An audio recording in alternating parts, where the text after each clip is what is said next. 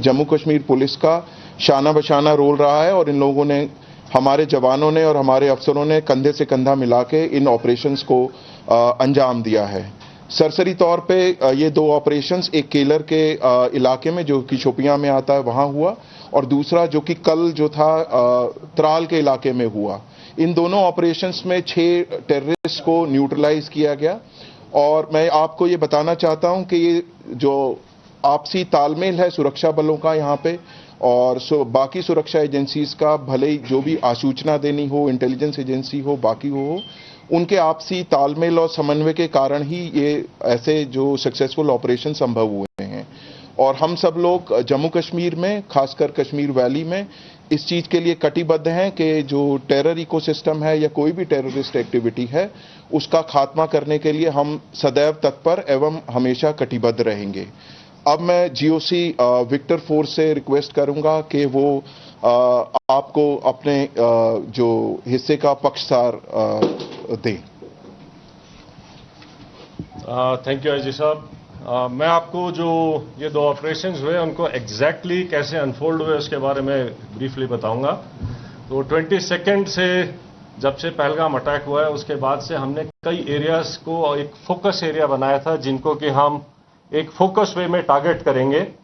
और जैसे हमें इंटेलिजेंस इनपुट्स आ रहे थे कि जो टेररिस्ट ग्रुप्स हैं वो अब बर्फ पिघलने के बाद जंगलों में हायर रीचेज में चले गए हैं, और इसको ध्यान में रखते हुए जो हायर रीचेज हैं, जो ऊंचे पहाड़ों में जो जंगल्स हैं, वहां पर हमारी डोमिनेशन पार्टीज कंटिन्यूसली डिप्लॉयड थी।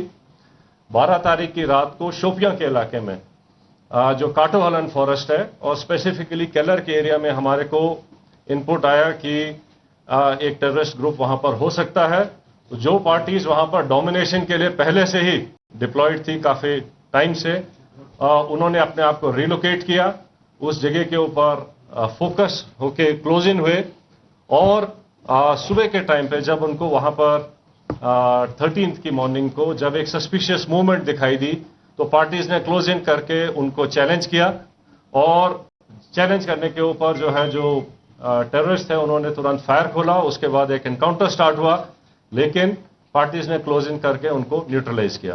तो ये जो ऑपरेशन था ये हायर रीचेस में काफी ऊंचाई के इलाके के ऊपर हुआ और काफी डिफिकल्ट एरिया था जहां पर इस किस्म के ऑपरेशन को अंजाम दिया गया। जो सेकेंड ऑपरेशन था जो कि त्राल के इलाके में हुआ था, उसका टेरेन बिल्कुल डिफरेंट है, जो कि एक गांव के अंदर था। तो उसी में इनपुट आई कि शायद एक टेररिस्ट ग्रुप जो है एक गांव के नाडर के इलाके में गांव के अंदर कुछ टाइम के लिए सेटल्ड है, और इमीडिएटली उस विलेज को कॉर्डन किया गया। जब कॉर्डन लग रहा था तो एक टेररिस्ट जो है उन्होंने अलग अलग घर के अंदर पोजीशन ले ली और फायर करने की कोशिश की, रादर फायर किया। और उस टाइम पे हमारा चैलेंज था कि जो सिविलियंस हैं, जो इनोसेंट, जो वहां पर बच्चे, फैमिलीज, बुजुर्ग हैं, उनको वहां से निकाला जाए।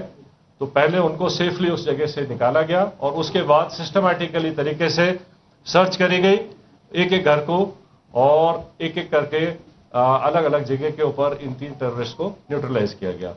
तो इस तरीके से ये दोनों जो ऑपरेशंस थे ये डिफरेंट काइंड ऑफ टेरेन में हुए हैं। एक जंगलों में और ऊंचे जगहों पर हुआ है, दूसरा जो है वैली फ्लोर के अंदर और गांव के अंदर हुआ है।